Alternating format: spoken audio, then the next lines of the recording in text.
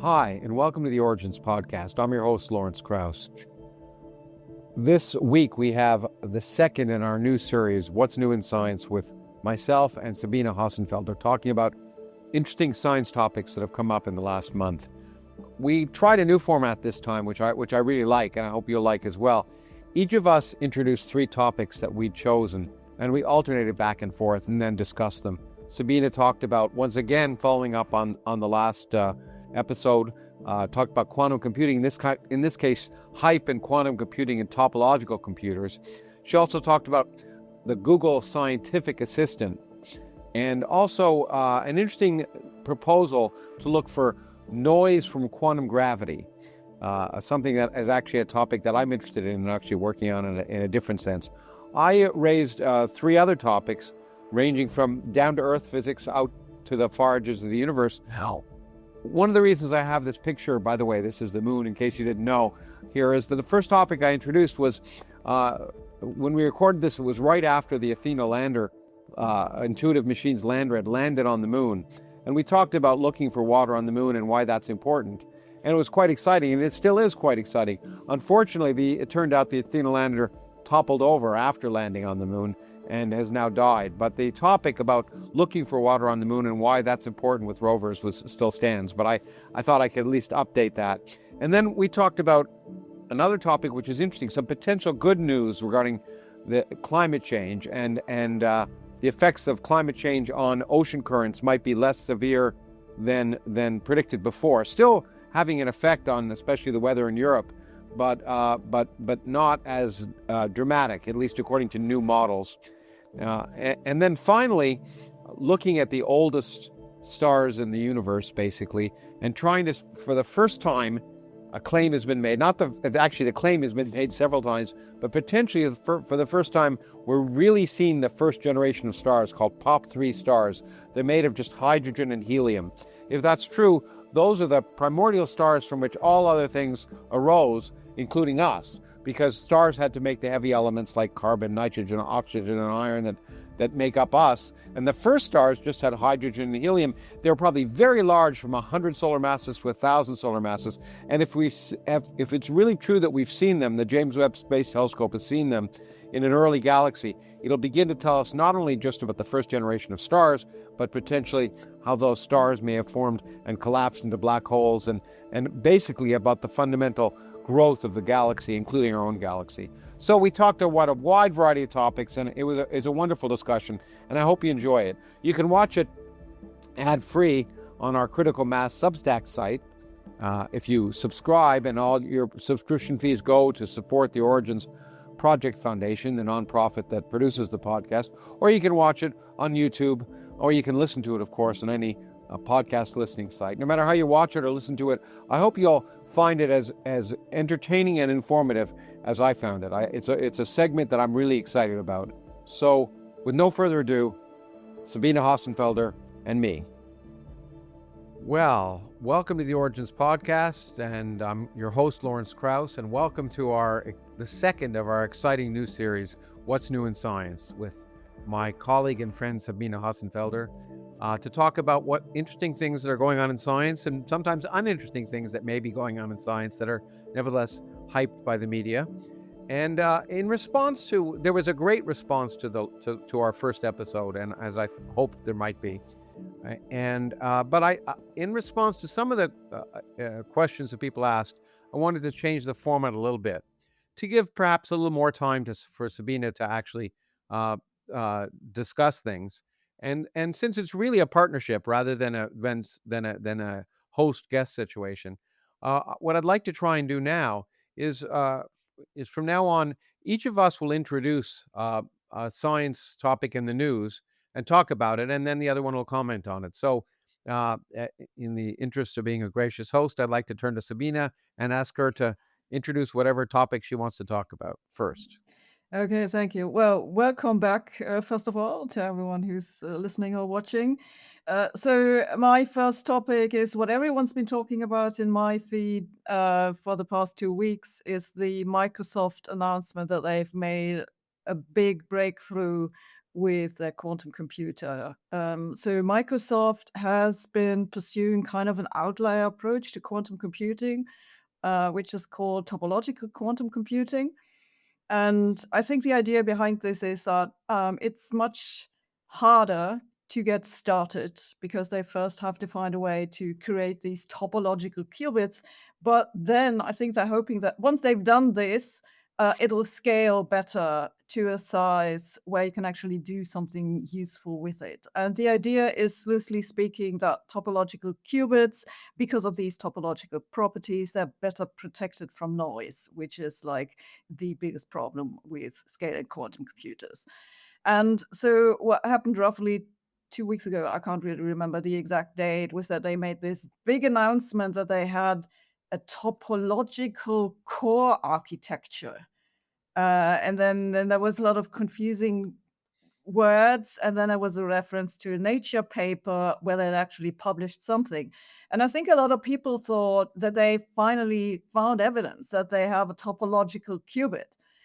The problem is, if you look at the paper, it actually says that the data that they have does not prove that they have a topological qubit, and one can kind of guess that this very explicit sentence was there because some referee asked that it be put there.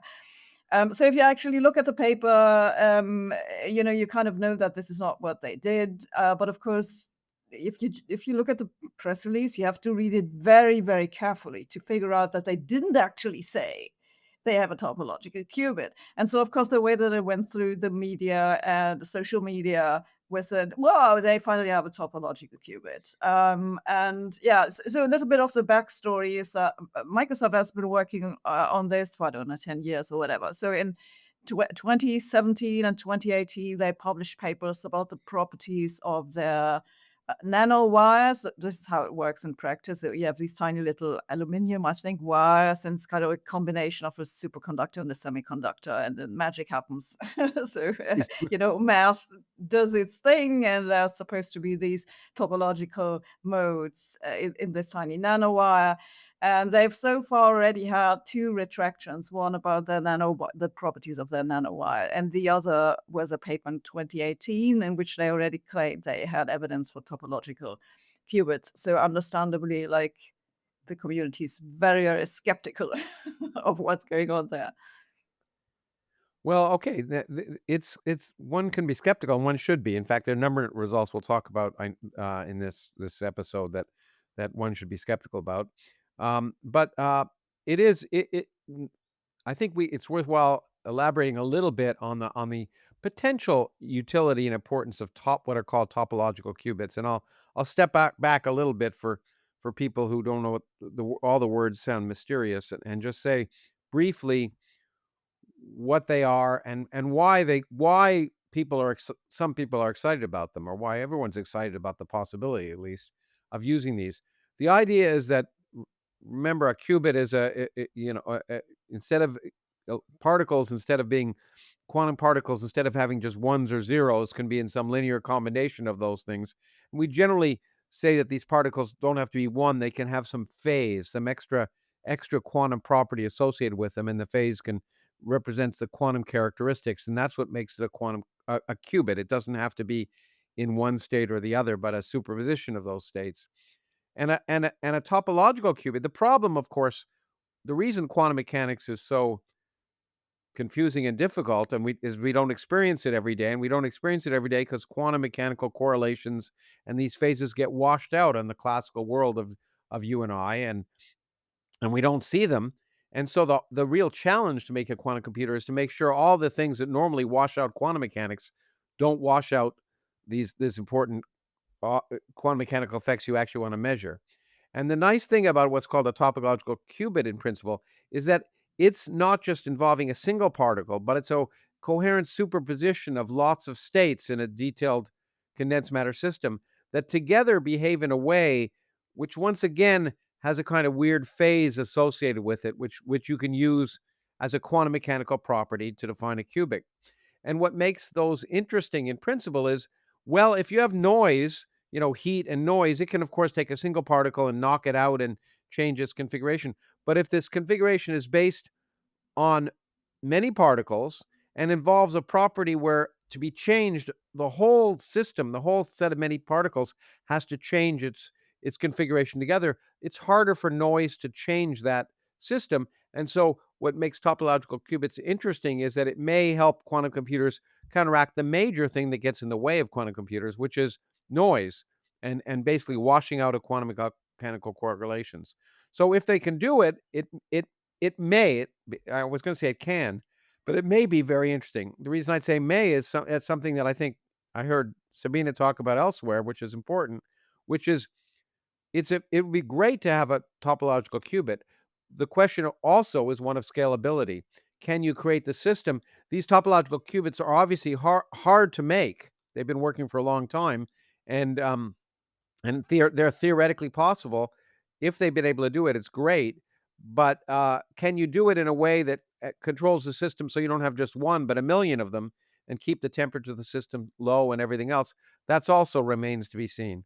But so I think the two takeaways, and Sabina, you can correct me if you think wrong here, are one, what you just pointed out, which is they may not have even created them, and two, can the system is the system indeed scalable? You want to add to that at all? Yeah, so you mentioned the number like with the 1 million qubit. This is like the typical estimate from all the other quantum computing uh, types. Yeah. I actually don't know how many qubits that'd be on a topological quantum computer, because my understanding is you don't need quite as much error correction. Mm, In theory, kind of, you still need to do it, but maybe not as much. So maybe you'll get away with a little less. But I'm not sure it matters all that much, because if you look at the image that came with the press release, there's someone, is holding a hand and it's holding this topological core, whatever, in their hand. So we know it's like palm size. Like, mhm, this is like huge if you need to cool something to a millikelvin mhm. also. And they say that this thing, if it were to work, would have 8 qubits, 8. So that's certainly not going to get us anywhere. So, we need some, like, maybe 100,000 of those things. Yeah. And they all need to be cooled to a millikelvin or a few millikelvin. I actually don't know exactly, but it's very low. You need to cool it with helium, and you still have to worry about noise to some extent, right? And so this is why these devices are so huge. Like, if you've ever seen the footage or an image, like from Google or from IBM, Yeah. where they have these things that look like chandeliers, like big lamps or something. That's the cooling system and the noise buffering and stuff like this. And then you have this chip, which is kind of, this tiny thing at the very bottom. And now you have to somehow do this for a million chips, or let it be a few 100,000. That becomes very difficult, and this is why IBM and several other companies are now looking into actually connecting a different kind of fridges, and that just brings in more sources of noise and becomes more complicated. So this is the thing that I worry about, and if the topological qubits end up being so huge, then you don't gain all that much, because you can't put them on these tiny chips. Well, So I'm not super excited about it, honestly. If I look at the physical reality, like, theoretically, it's a nice idea, but in practice, I don't know. The other thing maybe I should say is that, of course, Microsoft aren't the only people who are working on this. For one thing, Google has been looking into this a little bit. They published a paper last year. Nokia seems to be working on topological quantum computing. I only found out about this like a week ago. And then, of course, there are, various academic institutions. And this is where the biggest criticism comes from that I've seen. It comes from people who study this stuff in their laboratory, and they look at the data and they say, I don't think they've got anything. well, it'll be interesting to see. I think that's the point. It'll be interesting because the research is certainly interesting, worth doing it. And as you pointed out, one of the advantages is if these systems, if they're more impervious to noise, then you need less error correction, because that's what noise does. It produces errors. And one of the reasons some of these systems will need many, many qubits is for error correction. You want to have redundancy to get rid of errors. And if there's less impact of noise, you need fewer qubits, and that may be useful. So the point is that I think may 1,000 flowers bloom. We'll see what works, what doesn't. In any case, it's not around the corner, but it's interesting to see. I think it's important to explore many different possibilities, because this field is still in its infancy, and in spite of all the hype, it's still in its infancy. Are we Yeah, agreed? maybe a final word, since you said it's not in the near future. So the press release said we could do it in years. I don't think so. Like, really. Well, I we'll see. Let's hope we're still around in years talking about this, and we'll see if we're right or wrong. Okay. Okay, I was gonna say I wanna come down to Earth, but not quite. I wanna go out into space. I think it's appropriate because just this week, the first private company, the first commercial lander landed on the moon. In fact, it's the first US lander, I didn't realize, to land on the moon since 1972, since the last Apollo astronauts landed on the moon. The United States has not had a lander that landed on the moon. I didn't realize that. I was reading in the Nature article. But in any case, there's two. So there's a commercial lander that landed on the moon. There's another NASA object that's orbiting the moon, and the idea is for the one that's just landed near the south pole of the moon, and the one that's orbiting is to look for water on the moon. And one the lander called Odysseus that's just landed will actually drill down into the lunar soil. There's the argument is if there's water on the moon, it's probably stored near the poles, which don't get direct kind of sunlight, and therefore might harbor water more carefully. And the question, and then so it's very exciting. It's very nice that a lander has landed on the moon and successfully done it. They tried it a little while ago, and the thing landed and then toppled over.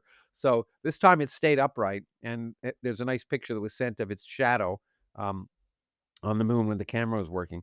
But the thing you might ask is, okay, big deal. Why do we care if there's water on the moon? And I want to just say the two reasons I can think of. Um, One is a practical one.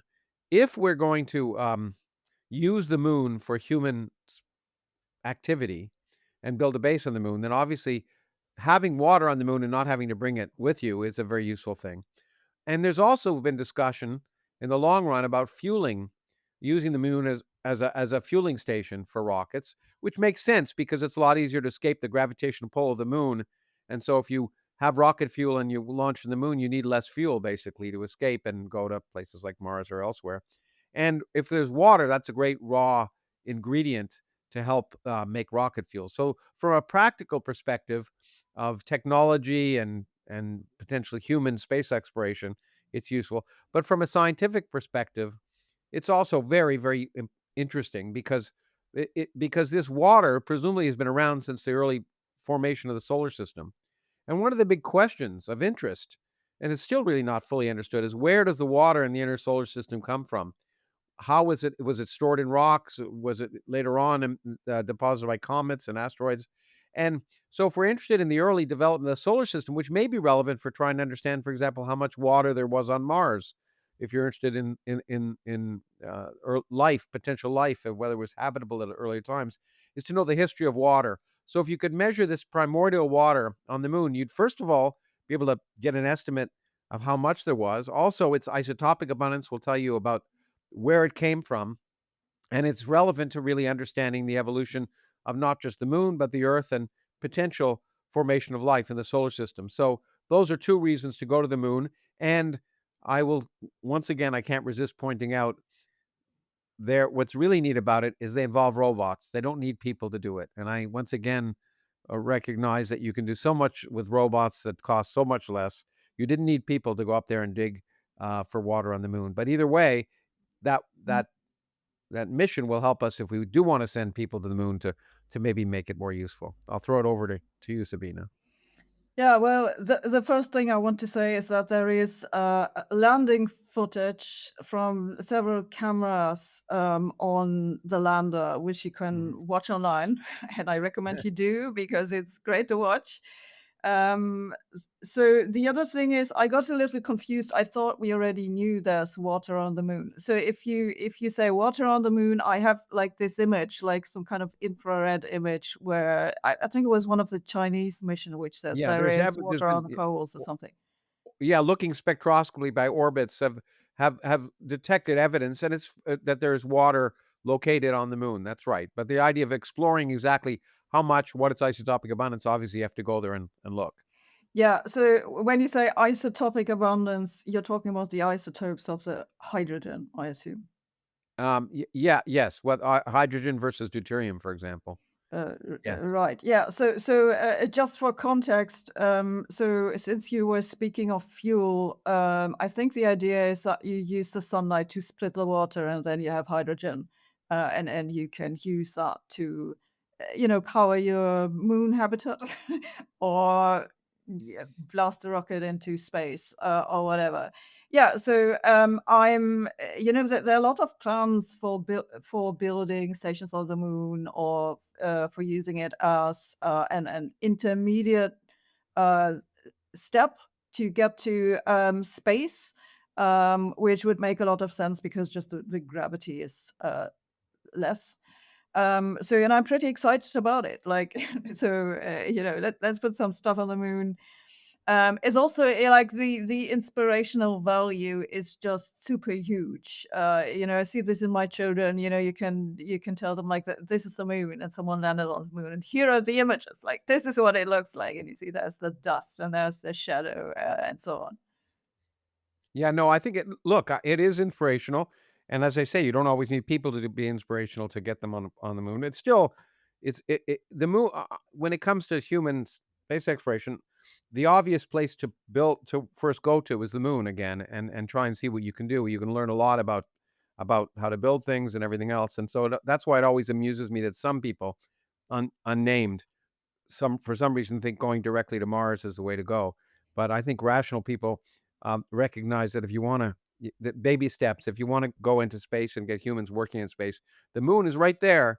And we went there once. We really did, no matter what some people think. And and um, and knowing what's there to help us build some kind of human occupied facility is very important, and I think is very useful and inspirational as well, and won't bankrupt the country as well to do it.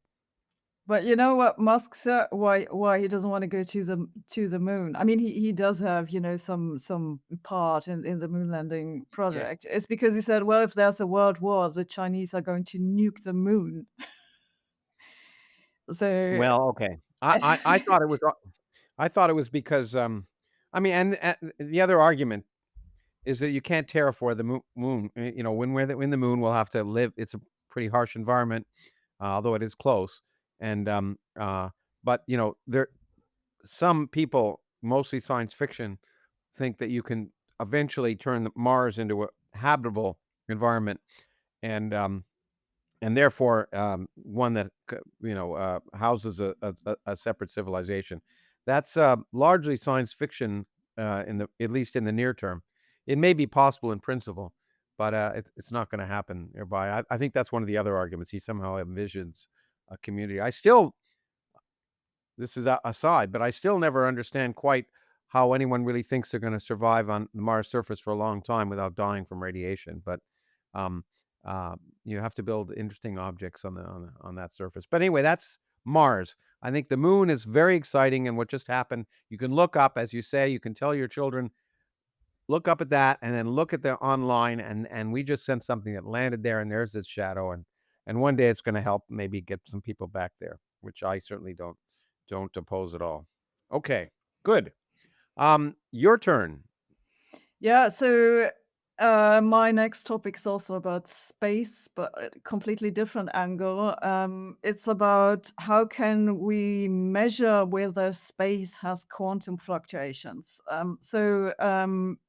you'll know that one of the biggest open problems in the foundations of physics is the question of how do we combine quantum physics with general relativity. Those two theories don't want to cooperate the way that they should. So we need a theory of quantum gravity.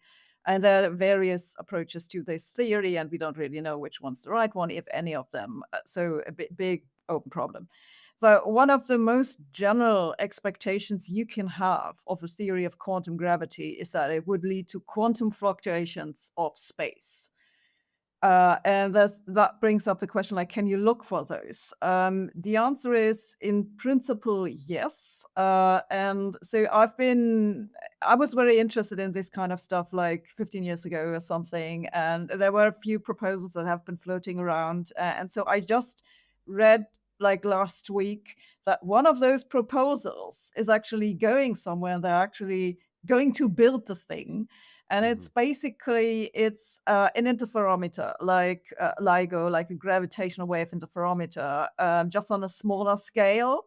And they'll be doing single photon experiments, measurements, where they look for deviations from the zero hypothesis, basically. So if there is any kind of noise, and we'll have to talk more about exactly what kind of noise, then they should see a signal. So they want to build like 2 interferometers, each with an arm length of, I think, 5 meters.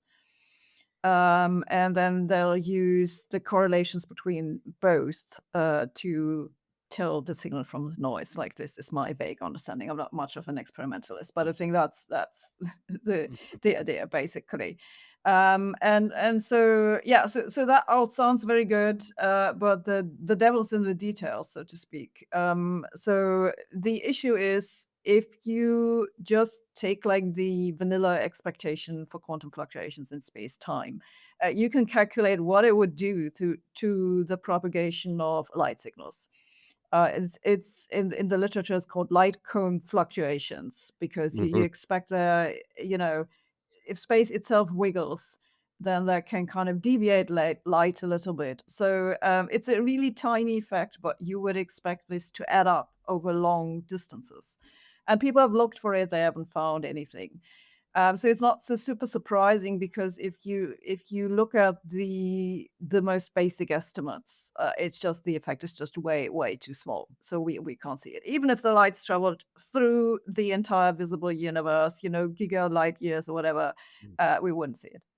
So what this experiment looks for is a special type of noise that comes from a special theory that is based on Eric Verlinder's entropic gravity. I think he renamed it at some point, but I think this is like the name that people remember. And they called it the fluctuation geontropic, something with entropic and geometry. I think that's the idea. So yeah, when I look at the mathematics, I'm not convinced that this actually exists. Doesn't mean one shouldn't look for it, but I kind of, I'm not so super excited about it after having looked at exactly what they're looking for. Oh yeah, maybe I should add, that was like 10 years ago, there was a very similar experiment at Fermilab. It was called the holometer. Yeah. They also looked for some specific type of noise that had something to do with the holographic principle, hence the Yeah. name, and they didn't find anything. Yeah, they didn't find anything. Well, look, I don't disagree. I think I will add 2 things. Experimentalists often look for theories to disprove because it motivates an experiment, and I understand that. And my feeling is experimentalists should do whatever they can do, and because theorists are, nature usually is smarter than theorists, and so if you have a new technique, and it might be useful, you don't always. It's easy to find something in literature that you can disprove, and maybe you can. In this case, you're right. It's a special kind of fluctuation. The generic kind of things you might expect from quantum mechanics are probably much from a quantum theory of gravity are much smaller. Nevertheless, it's incredibly important. Well, maybe I'll take away the word incredibly. It's very important for the foundations of physics, at least, to understand if gravity is a quantum theory. We have no reason to believe it isn't, but that's that's the frontier of trying to understand the fundamental nature of the universe. And so, if we could have some experimental rather than theoretical handle on that, it would be very important. And so, I think any kind of experiment that might be able to demonstrate the possible quantum nature of space time, and the reason space time would fluctuate in a quantum theory of gravity is a theory of space time, and therefore, if it's a quantum theory, the variables of that quantum theory are space and time. They become quantum mechanical and they fluctuate like quantum mechanical variables. So it is important to look wherever you can, as long, again, if you, as long as you can fund the experiment. What I found interesting about this experiment, and I've looked at it because I've been thinking about interferometers for a number of reasons, for not to look at quantum gravity, but to look at some other things. And I'm quite interested in this experiment because I think it's related to an effect I might have predicted for something else, and which we'll go do it in another episode, perhaps. No, But no, what you have to tell us now. You well, can't it's do kind this. of a different way to looking of looking for a kind of dark matter, which I think may be interesting. Oh, I But see. but but uh, what's important about this is it looks like it's a new technology. A standard interferometer wouldn't see this, but this uses why don't they need LIGO? You might ask if they're looking at gravity. LIGO's arms that are 4 kilometers. This is 5 meters, and this idea of single photon counting is a new way. My understanding is a new way of trying to look at fluctuations in light. It may not. It's not useful for gravitational waves, but it's a useful new tool to look at a quantum effect related to fluctuations in light, and that makes the experiment, from my point of view, interesting because if it's new technology, um, I suspect there'll be while I'd bet dollars to donuts they won't see the effect that they might be looking for. This new technology, ultra sensitive techniques to look for fluctuations of light, my bet will find other applications. So Yeah, that's why I think it's I should add, like, the major reason, the experiment is that much smaller than LIGO is that they're looking in a different wavelength range. They're looking for much smaller wavelengths. my So understanding is that, but I also thought this idea of single if LIGO isn't looking at single photons and this other tech. So in any case, as an experimental technique, and I've looked at the paper, didn't I haven't gone into enough detail to grasp all the experimental features that make it unique. But I think what makes this interesting is that it's potentially a new window, and it may not be a window on quantum gravity, but anytime you open a new window on the universe, from my point of view, it may be exciting because you might discover something you didn't expect, or you might find a technology that might be useful elsewhere. And so I'm excited about seeing what happens. Although I think both you and I'd be willing to bet a fair amount of money they're not going to see the fluctuations that are predicted by this particular model. yeah, yeah. Well, I think, like, you said a few times, like, any kind of experiment that can tell us something about it, or you have to look wherever you look. I think it's a little bit more complicated. It's always a question of how promising is it and how expensive it is. So Yeah, of like, course, it's exactly. a risk benefit. Like, but this seems like of course, in a paper they don't actually have a cost estimate. But just going by the size, it's probably not hugely expensive. And the Exactly. holometer thing, I think it was something like 2 million. So now, Yeah. if it was my own money, I would say 2 million is a lot of money. Yeah. But for Fermilab, it's not a lot of money. So and so long, as the experiments are fairly small, you can say, okay, let's just look, is a good approach. Yeah, sure. If I and that's I agree with you completely, and that's why I'm saying it's if you can do it and you can afford it, go ahead. And 5 meters is the kind of thing you could do in a university, in principle, in a laboratory at a university facility or somewhere like that, and therefore one expects it's going to be in the millions of dollars, not billions of dollars, and that's again, you're right. If it's our money, it sounds like a lot, but when it comes to the kind of money that's needed to do forefront physics or forefront science in any field, it's the kind of money you need to spend, and it's a small fraction of what we spend on many other things. Let me point that out. Okay, well, I want to now literally go back down to earth. Um, in a different way. There was a result that came out that actually one of the few optimistic bits of news related to climate change that I wanted to briefly mention. And I think it's important because when people talk about, oh, the doom and gloom scenarios, the world's going to end due to climate change, and I'm always against that anyway. But one of the potential long term effects that could be serious for countries, especially Europe, whose temperature climate would change a lot, I think, is the claim that a very important ocean current, which is really the major mechanism of heat transfer and also salt and material transfer around the between layers of the ocean and around the ocean, is something called the Atlantic Meridional Overturning Circulation, or AMOC. And what it does, it's a current that basically takes warmer water from the south and travels along the surface of the ocean and gets up to the north, where it cools and sinks because colder water is heavier than warmer water, and then it goes back down to the south, and it's the major mechanism that transports heat and affects climate dramatically. And one of the worries has been with climate change, as you get polar melting from places like Greenland, as the water becomes both less salty and a lot of fresh water comes in, you might disrupt that current. And a number of calculations have suggested there might be a tipping point with enough melting. You might basically destroy that circulation, and of course that would have disastrous effects, or at least have dramatic effects on changing the global climate, among other things. Well, the local climate as well in many places.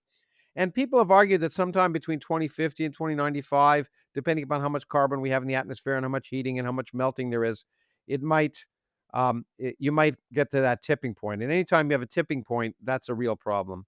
Of course, these things are always speculative, but you've got to ask yourself, are you willing to risk it?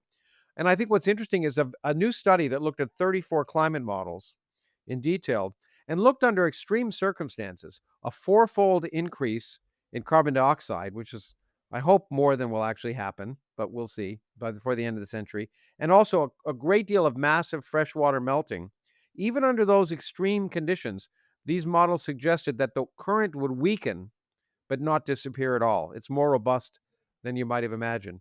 And that's heartening, especially in these times as we pointed out, my country's, or not my country because I live in Canada now, but the United States is showing no signs of trying to reduce carbon. So as we think about mediating rather than combating climate change, perhaps it's nice to know that possibly this disastrous effect won't happen. Now, the authors point out, of course, that you can't say anything with certainty, but they're confident, and other people, I think it's impressive work. So it suggests that we may be, at least that one significant concern may be slightly less important. So I thought I'd throw that out and hear your comments. Well, I'd say let's wait 1 or 2 months, and there'll be a study saying exactly the opposite. So, in the past year, or in past 2 years, actually, there have been multiple studies that said the risk is actually higher than we thought. So there's kind of a longer backstory, which is that the most recent IPCC report from the working group, whatever, I think it was from 2022 or something, said that the risk is low, or something, Yeah. whatever. I can't really remember the exact quote. So don't worry too much about it. It was like the message.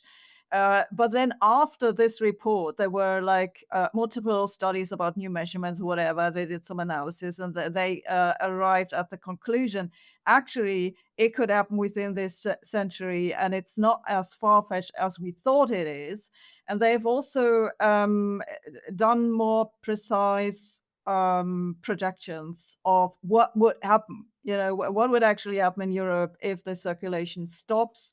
And it's a little bit, there isn't one answer because it depends strongly on where you are. It's basically that the north would get colder and the south would get warmer. It just so happens that Germany is in the middle. So, it kind of interesting. So in Germany, it would probably kind of average out with the global temperature increase. Mhm. But this is like just the annual average. So we would probably see a lot of extremes into both directions. So basically, it would be very unpleasant. It would be a mess. So I'm not super sure that I trust any of these climate models to get the ocean circulations right, because my understanding is like the Atlantic meridional overturning circulation isn't one thing. Like it's not one Yes. one loop, but it's a lot of different loops. They go all over the place, and no one really knows because there are only so many measurements we have about what's going on at the bottom of the Atlantic Ocean. So it seems to me all a little bit far fetched, which is why I'm saying, by no means do I want to question that they did something wrong in the paper. Yeah. Of course Yeah. not.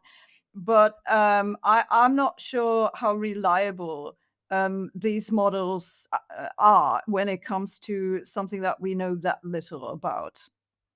Well, that's a good point. Well, I was impressed that they used 34 different models, which at least and that they looked at extreme conditions. I guess my point here is I think it surprised me that it appeared to be more robust than than my expectations would have been. I think when it comes to this issue, I think you really hit the nail on the head here. We don't know.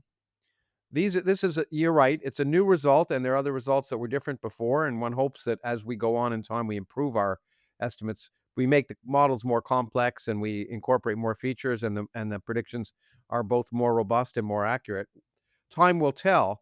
And once again, I come back to I think what we talked about last time. The ultimate question comes down to how lucky you think you are, punk, as Clint Eastwood used to say.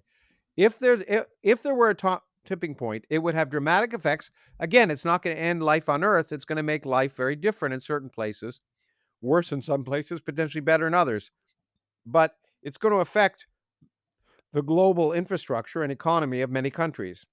And so we have to ask ourselves, are we worried about it? If this effect is possible this century, should we be thinking about dealing with it and thinking about doing what we can to minimize it? And I think the point you made here is a good one. That if there remains uncertainty, and I guess we should argue that there still does, we might want to err on the side of conservatism in terms of how we behave as a society and produce carbon. I think that's one of the lessons one might draw from that. So you just confused me again. Sorry, I Yeah. Oh, good. you, Well, that's fine. My you, work is done. No, so go on. you said, like, if there were a tipping point. Like, my understanding is that no one actually doubts, at least no one that I've heard from, that there is a tipping point because I we guess I know meant it's happened in the past. Like, we have yeah, news yeah, no, records no, of the that's right. thing. I'm not Yeah. you're right. I thank you. I said misstated. If the tipping point is accessible in this century, given the kind of things we're doing, then that's what I really meant. You're right. There Yeah. is certainly a tipping point. Ocean currents have changed in the past.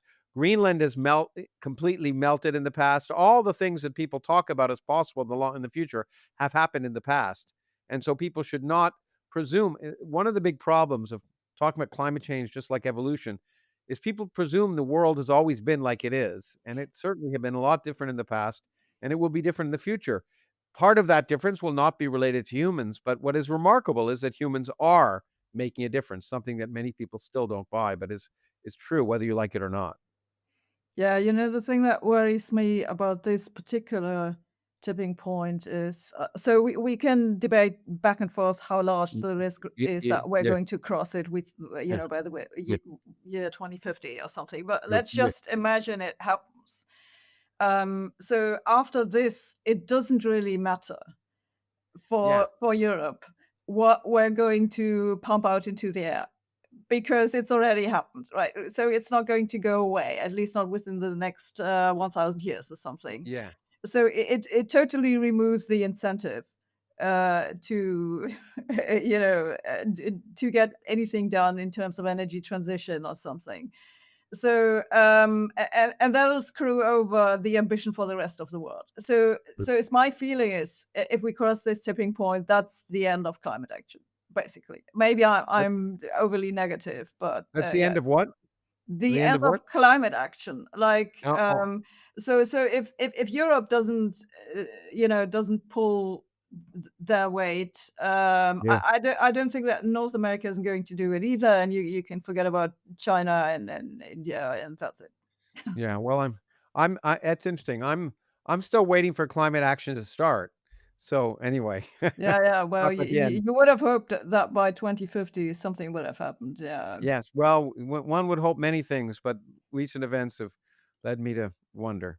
Anyway, enough politics. I know people always get angry when we talk politics, but okay. Let me go back to you then, Sabina, for the last item that you might introduce today. Yeah, so my third item is the Google AI co-scientist, which so I like the name. It's Yeah. kind of like a Trojan horse, you might say, right? Yeah. We pretend it's harmless, but once it's in there, it's going to take over. Yeah, so it's not publicly available, but so the Google AI group has done a study with some select participants. They've tried out this co-scientist, AI co-scientist, which they call a super agent. So the super agent is kind of the supervisor of six not so super agents.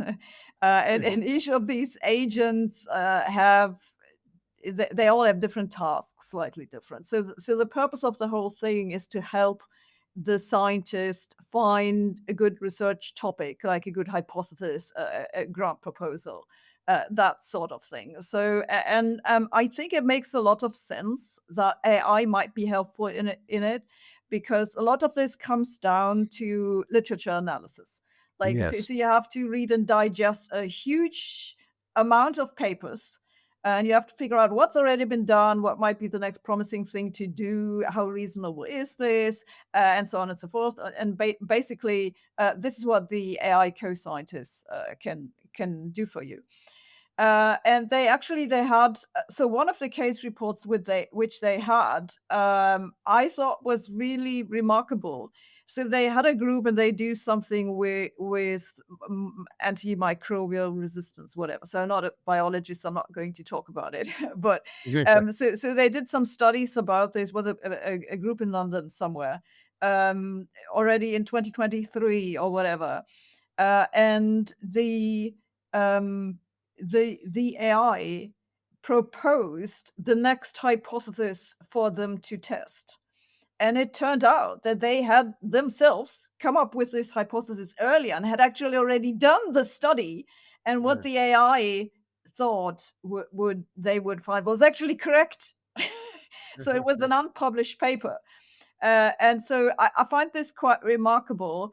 And so this is in biology, but I think that something like this could also be super useful in the foundations of physics, because my sense is that there are a lot of connections between different research areas that we're not making because people are too over specialized. It's like the entire literature in the foundations of physics is just too large, so it makes a lot of sense to say, let's just feed all this stuff into an AI and see if it finds any connections that we haven't thought of before. And so I think that there's a lot of potential in that which we're currently just not using. Well, okay, that's fascinating. I think, let me comment, I guess, I think it's funny because when I knew you were gonna talk about this, I wrote down the word literature search for myself because when people talk about a co-scientist, and I think I just saw a tweet by you today about someone claiming that, that within a certain amount of time, very soon, next year, AI would be doing new physics itself, and you said if it does, it'll be wrong. Um, but more importantly, I think people get the sense that AI is gonna take over the job of scientists, but what AI is really good at right now is literature searching. Basically, what AI does is take a lot of information and search through it. That's really what AI does, and it can do that much more effectively than humans. It can go through vast amounts of situations. If you're driving a car, it can go through vast amounts of situations of what different things look like and decide if you're hitting a pedestrian or whether a leaf is blowing across the street. And so where this will be very, very useful is literature searches, which may unfortunately be bad news for graduate students because I think I remember a friend of mine who won the Nobel Prize said, what's great is that graduate students in principle should be out there to learn everything and then you download what they learned and find out what it's interesting so they do the literature searching and you decide what's interesting. And so it may be bad for graduate students because you could probably use AI more effectively to search the literature if you wanted to decide what might be an interesting research topic. Absolutely. And I think what you said is absolutely true, that where the being able to distill vast amounts of information to decide what may be may already be known, what may be interesting, what isn't known, is the kind of thing you want to use for a human scientist to decide what's the next interesting project to work on or what might likely be useful. So that's in the sense in which this co-scientist could be very useful. It wouldn't be a scientist, it would play the role more of literature searching, I think. But Yeah, for so I would now. so I think it's potentially very useful, but not revolutionary, but one of the areas where I've always thought AI could impact very usefully on the scientific enterprise. I'm intrigued by you say I'm more sanguine. Well, I'm less optimistic that AI will help. And I suspect the real problem at the foundations of physics is not I'm more skeptical. Is not connect hidden connections between what's already known, but probably things we haven't thought of yet. And so I suspect this will be more useful in an area like biology, where there's so much going on, so many different experiments, so many results. The field is changing by leaps and bounds, and it's probably very difficult for individual scientists to get a handle on things. I would love if I were wrong, if there were some connections between things that are known in fundamental science that might lead us to new results. I suspect most of what's being done is wrong in fundamental science, and that we probably need some new ideas. And I don't think the Google scientists will help with that. But again, I'd be happy to be wrong. Well, so I don't know exactly. It just seems to me like it's the obvious thing you would want to look It, for. yeah. But I can tell you from my own experience that like an area where I think it might actually work is the intersection between astrophysics, dark matter studies, and condensed matter physics. Uh-huh. Because if you remember, like we talked about this a long time ago, that I've been Yeah. working on this idea that dark matter is some kind of superfluid. Yeah. And that gets you very deep into the condensed matter stuff very quickly, which I Yeah. don't know a lot about. So I was like very quickly, I had no idea what are we actually talking about. And then I Yeah. made some effort to figure out what do superfluids actually do under Yeah. gravity. Like, and it turns out that this is actually quite a complicated question Yeah. because the people who study superfluids in the laboratory, they have no need to look for inhomogeneous, gravitational fields. They just Yeah. use a gradient. So what does the Yeah. thing do in the gravitational field of a galaxy? Well, people Yeah. have made some approximations, and so Yeah. and so I think that like there are probably some connections there, Yes. but what we don't know them because there aren't remotely sufficiently many people who know enough about astrophysics, dark matter galaxies, Yeah. and about superfluids. So this is like an example where I think it could be useful. But let me add another thing. We seem to agree that it's useful for literature analysis and stuff like this. I think that's the second point where even the current AIs are useful, which is they can generate random ideas and discard them much faster than we can. So they can basically scan a larger possible space of hypotheses, within the snap of a finger that would take us a year or something. Yeah, and see and particularly see what's not what already is known to not work, which is really I mean, and I have to say already in my lifetime as a scientist, the changes it used to be when you were working on something, you used to have to go to the library and try and figure out, and it would take you weeks maybe to see what papers were written, find them if they were in the library, find if that journal was stolen or existed, and you had to order from some other university and find out what was known. And then the internet changed that and made it so much easier for for anyone to do that kind of work. And this could be the next step in that. I mean, in the next sort of evolution of that, where it becomes easier and easier to basically find out what's known and what's not known, and that can't help but be useful for science. So I think I agree with you there. I think it could be, and where how useful? Well, we'll see. But it's certainly one of those areas where, unlike some of the claims about AI, I think AI can be a very useful addition to science, and or as you point out, it already has been in certain ways. Yeah, absolutely. A lot of those AI people have a fascination with solving physics. So Yes. I made a video about this like a half a year ago where I had a couple of quotes from those people, and there are like, within a year we're going to solve physics, where we're going to fix quantum gravity or whatever. So I find it kind of interesting. Like, it's like they're envious of physics Yes, or it's something, or physics they want to envy. come for us. Well, physics envy, yes. At least the Nobel Committee decided AI was useful for physics this last year. But anyway, okay, now I'll go from Earth to the stars. The last item I want to introduce before we have a general discussion about something else for a few minutes is a really interesting potential discovery, which has been claimed to have been discovered many times before, which should lend one pause. But the James Webb Space Telescope, which after all is designed to look back as far as we can look back to the first generation of stars, one group has claimed that they've seen something which has been predicted for maybe 100 years almost, not quite, but close, 80 or 90 years. And that is the first generation of stars. In the early universe, there were the only elements that were around were hydrogen and helium. The first approximation, a very tiny bit of lithium, but not the other elements, which I always love the um, when astronomers call them metals and heavy elements. We're talking about everything heavier than helium. But obviously, to make you and I, we need more than helium and hydrogen. And our sun has a lot of it and other elements, and so does the solar system. And then those elements had to have been made inside stars. But the first generation of stars, therefore, would have just involved gas collapsing, which was just hydrogen and helium.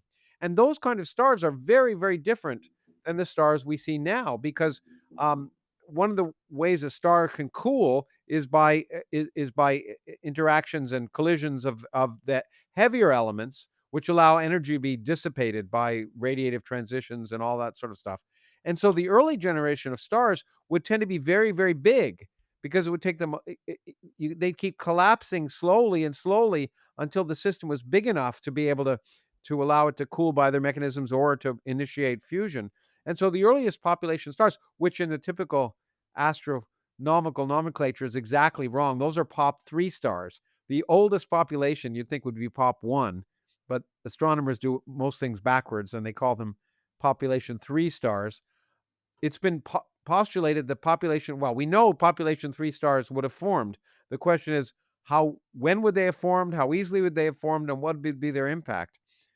For example, 100 or 1,000 solar mass star, which wouldn't exist now, certainly 1,000 solar mass star wouldn't exist now, would burn, but even 100 solar mass star would burn so fast compared to the sun that it would then go supernova and start generating other heavier elements. And it might also be relevant to understanding, therefore, the next generation of stars, but also the formation of galaxies, because these hot stars would burn very hot in the ultraviolet, and that would ionize the interstellar medium, and it would change that as well. And it may also be relevant to understanding the first formation of black holes, large black holes, because if you have 100 or 1,000 solar mass objects that then coalesce, you might explain why you get large million solar mass or larger black holes in galaxies. So this is a very important subject, to just give a long preface. And recently, some analysis with the James Webb Space Telescope has suggested, while if you're looking at individual galaxies, it's going to take an incredible amount of time to try and have the spectroscopic sensitivity to look for these population 3 stars. This quick and dirty method was proposed, which was basically look at hundreds of thousands of galaxies and just look for signals where the hydrogen line was strong, but you didn't see, say, an oxygen line.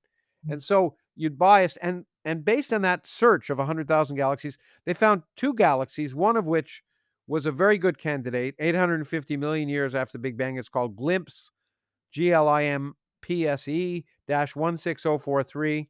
It's a galaxy which just has 100,000 solar masses, which means it's a dwarf galaxy, an early galaxy. Our galaxy, remind you, has 10 billion solar masses, 10 or 100 billion solar masses, I should say, 100 billion. But this is just 100,000, an early galaxy, and they see some evidence for what they would say is pop 3 stars. It'd be very important result if it's true, because it'll begin to tell us about all of those issues: ionization, interstellar medium, the first stars forming, heavy elements forming, black holes, all sorts of stuff. Because after all, we are the children of the first, even in our galaxy, we are the children of the pop three stars eventually. So if we want to learn about our own origins, it's important to know about them. It's fascinating if it's true. Only thing I'll say is at least 5 times that I know of in the last 10 years, it's been claimed to have been discovered. And so I think we take a wait and see approach. And I'll throw it back to you. Yeah, so honestly, I don't know terrible a lot about this. So you said it's like 850 million years after the Big Bang. Yes, So yes. I'm terrible with these numbers. Do you remember what redshift this is? Oh, it's, redshifts of, I don't know, 13 or something like that. So, Yeah, I mean, right, right, but right, I mean, the oldest galaxies seen are 200, but now claimed to be 250 to 300 million years after the Big Bang, which is, you right, expect right, right. hundreds of millions of years for galaxies to form. So the oldest star should be around that time. It's just hard to see them, and I think a lot of people have thought it would take a lot longer. That's what the James Webb Space Telescope, one of the things it was designed to do was look for these old stars. And this would be what I think is exciting about this result, if it's true, is that this quick and dirty technique of just roughly scanning has then given you, well, it's almost like AI doing a literature search. This is a quick scan of 100,000 galaxies, looking for something that might have potential and then honing in on it. And that's what they claim to have done. And if they did, this would be the first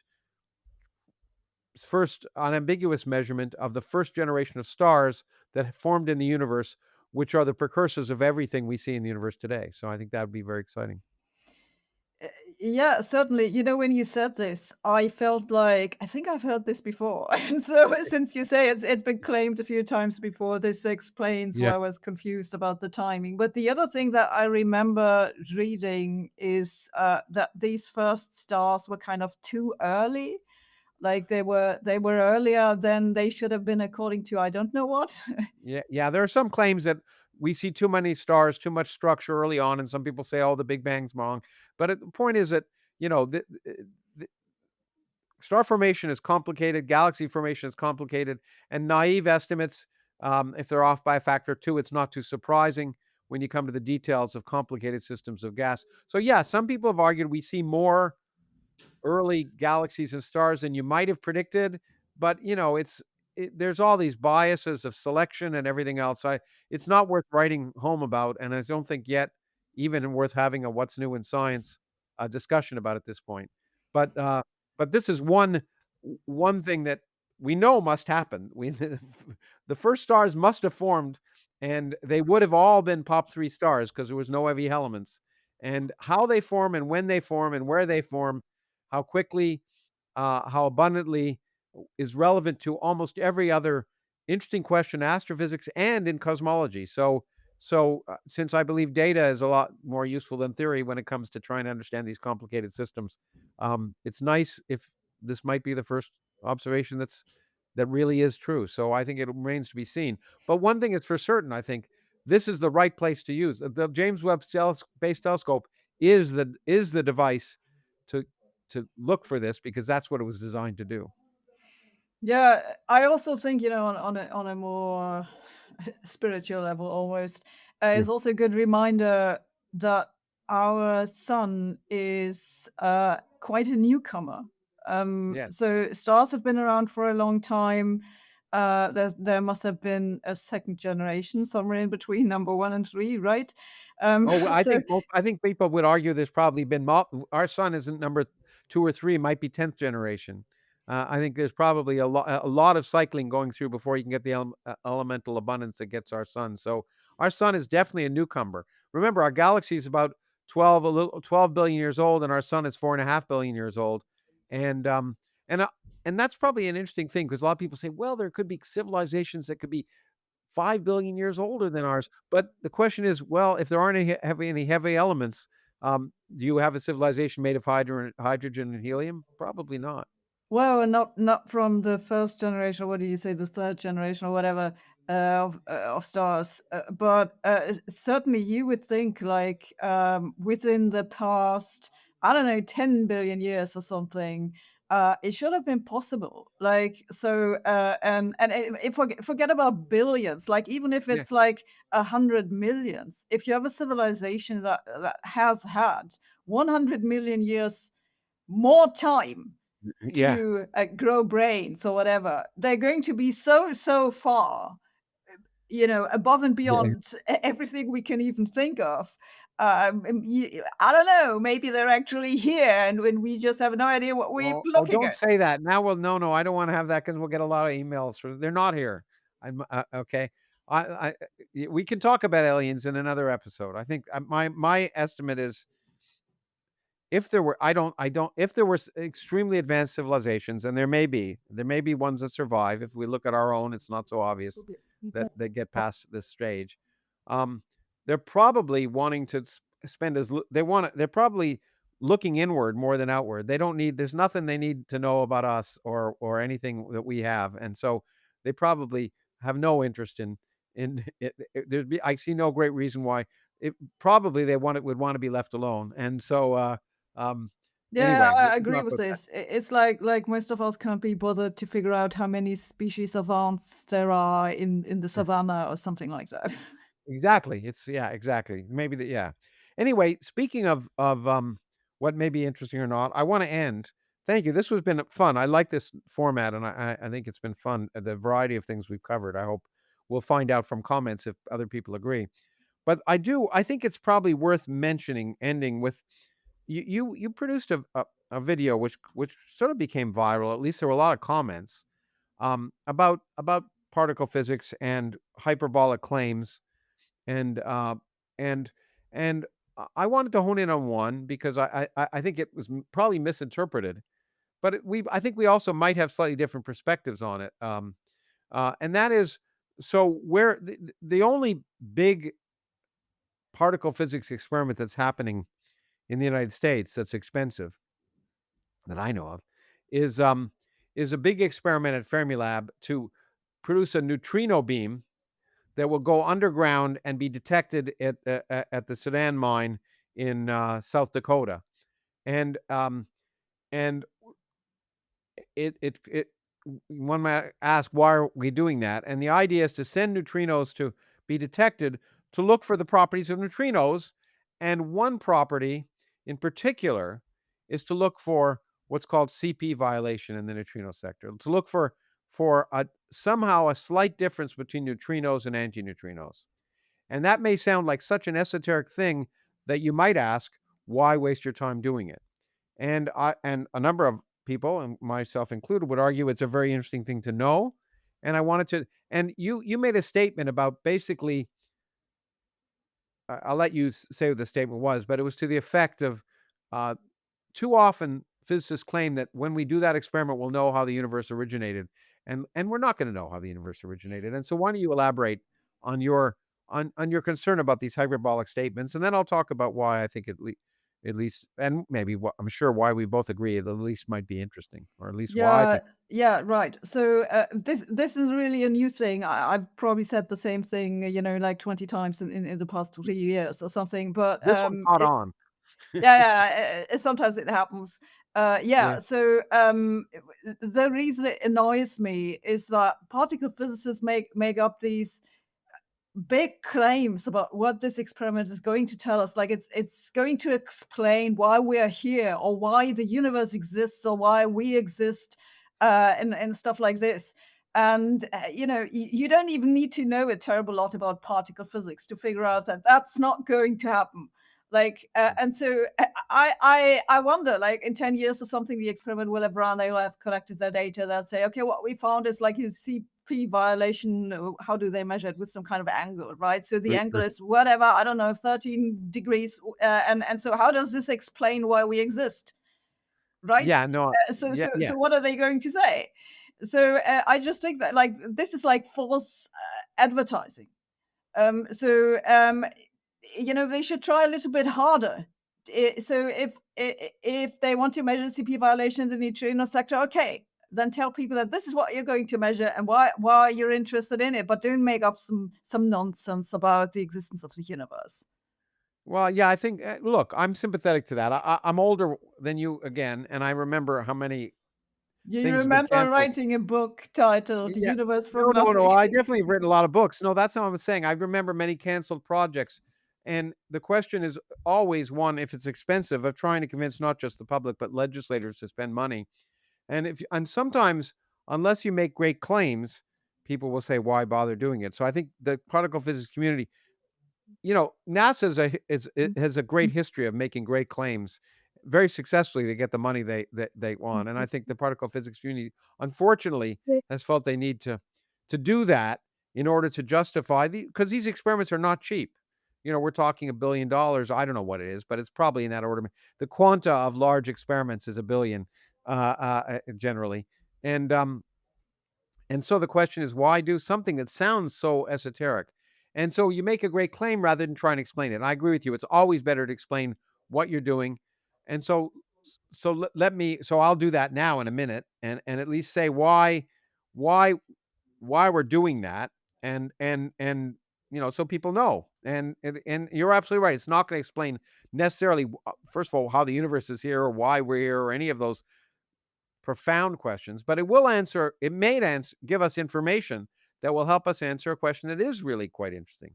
And that's been the most outstanding question in the interface between particle physics and cosmology since I've been a scientist. And really the first observable, I remember with my old professor and Steve Weinberg, the first thing that got, I think, particle physicists interested in cosmology was the realization that we're here, that there's matter in the universe and not antimatter.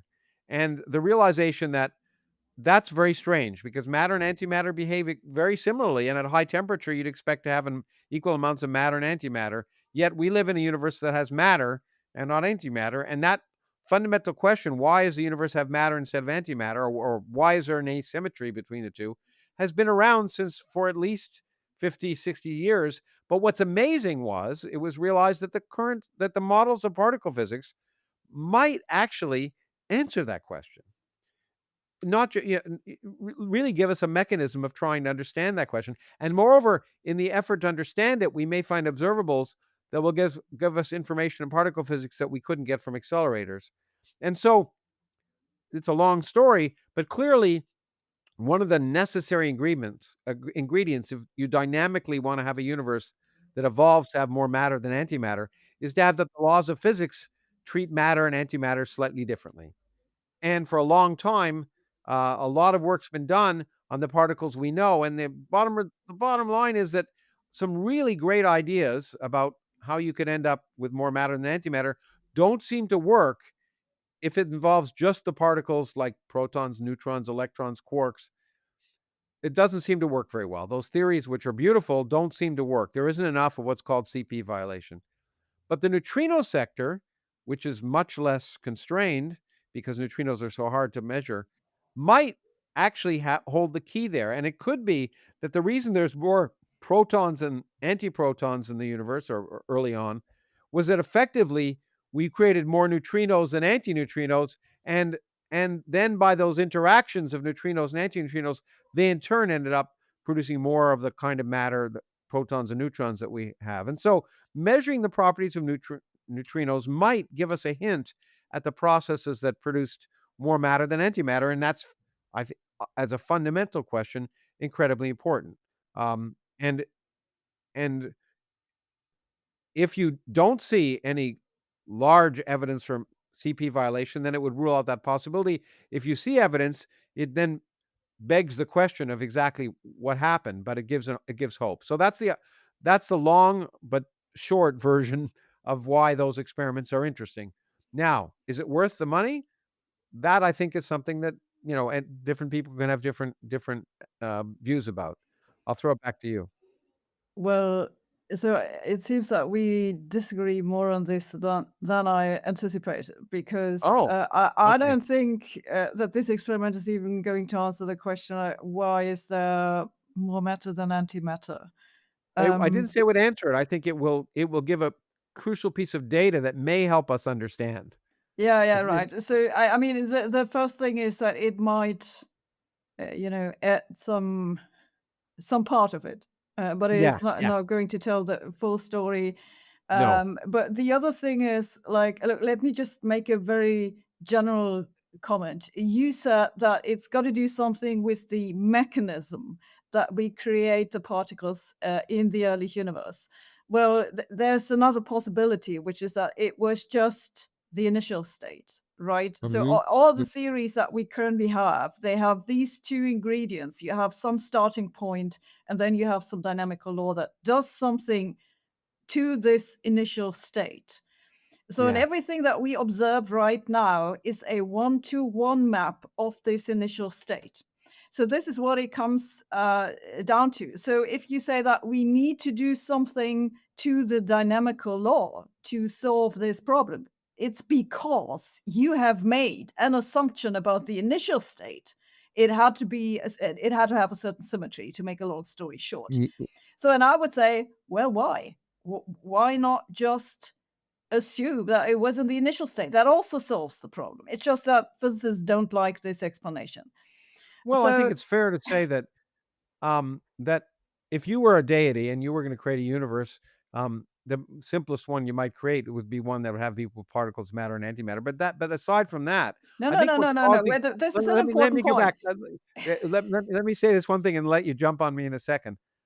The really important really, the reason there's interest, it goes back to it may be I suspect before you were born, I'm not sure what your birth date is, but in 1967, Andrei Sakharov, um, did something amazing because then there wasn't even the theory of this. There wasn't a specific model to demonstrate this. Showed something that you might have thought was impossible, that it is possible for a universe that doesn't that has starts out with equal number of matter and antimatter particles to evolve into one that has a different number. That was a surprise, and it was an amazing paper in 1967. And I think what excited physicists is, hey, if that's possible, and then we discovered that all of the elements he required in that idea in 1967 were subsequently discovered in the standard model of particle physics. And that begs us to say, hey, there's the possibility, there's a mechanism, and maybe in general, a general mechanism, and all the ingredients might be there.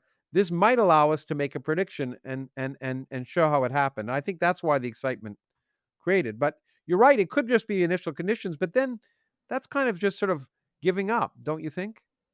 No, because I disagree with what you said, like that it's particularly simple to choose Okay. an initial state which has this particular symmetry. I just think it's not true.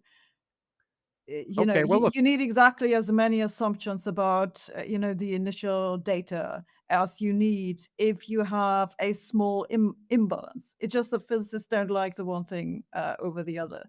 So Well, that's you that's see, I have that's a kind true. of a very philosophical objection to the entire idea that this could even possibly solve or answer the question. Well, let me ask you this then, and maybe we'll try as we try and wind up. Wouldn't it be? Is it? We don't know, and you and I can talk about philosophy, but philosophy doesn't get us anywhere. Wouldn't it be remarkable if we were able to demonstrate, uh, one way or another, that well, we if we're able to demonstrate dynamically that it could happen, and no, and moreover, unless we at least explore, we don't even know if it's an issue.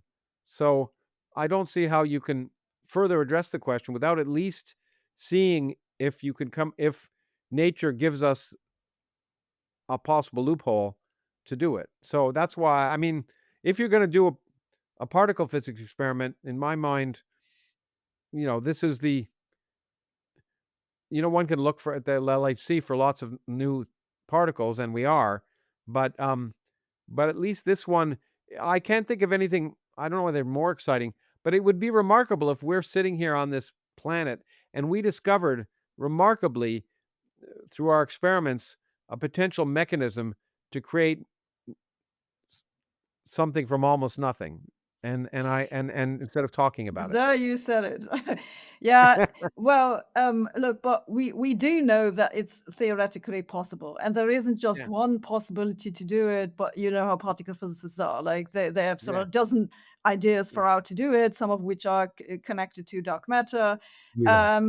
So if we don't find the thing, in some sense, it'd probably be more interesting, almost, right? Because then we could kick out the theory that everyone Yeah. likes, Yeah. and then we would be looking for something else. But I still don't think it would actually answer or tell us Yeah. a lot No, it about would this not gonna answer particular. any questions. It's gonna give us information that ask better questions.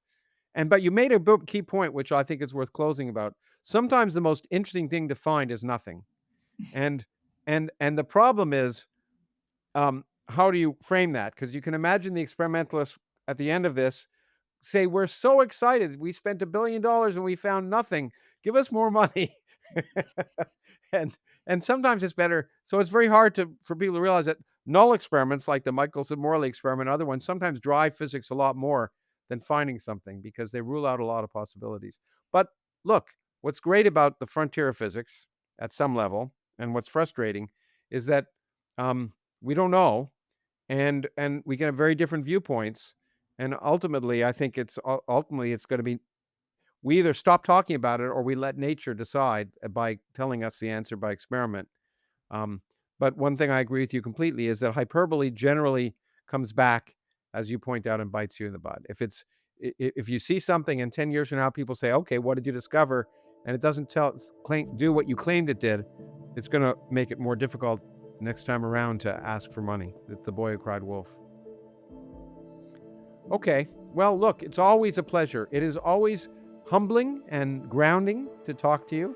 And it's fun to see our different interests and our different perspectives. And I hope the public, I think I really enjoyed it. And I really enjoyed this episode I always enjoy talking to you. Thanks for coming on. And I think it's a great following on the first episode. And I think we're onto something here. So thanks again. Well, thank you. I always learn something. Okay. Well, me too. Thanks again.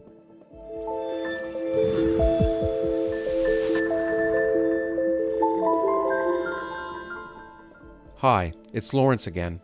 As the Origins podcast continues to reach millions of people around the world, I just wanted to say thank you. It's because of your support, whether you listen or watch, that we're able to help enrich the perspective of listeners by providing access to the people and ideas that are changing our understanding of ourselves and our world and driving the future of our society in the 21st century. If you enjoyed today's conversation, please consider leaving a review on Apple Podcasts or Spotify. You can also leave us private feedback on our website if you'd like to see any parts of the podcast improved. Finally, if you'd like to access ad-free and bonus content, become a paid subscriber at originsproject.org. This podcast is produced by the Origins Project Foundation as a non-profit effort committed to enhancing public literacy and engagement with the world by connecting science and culture.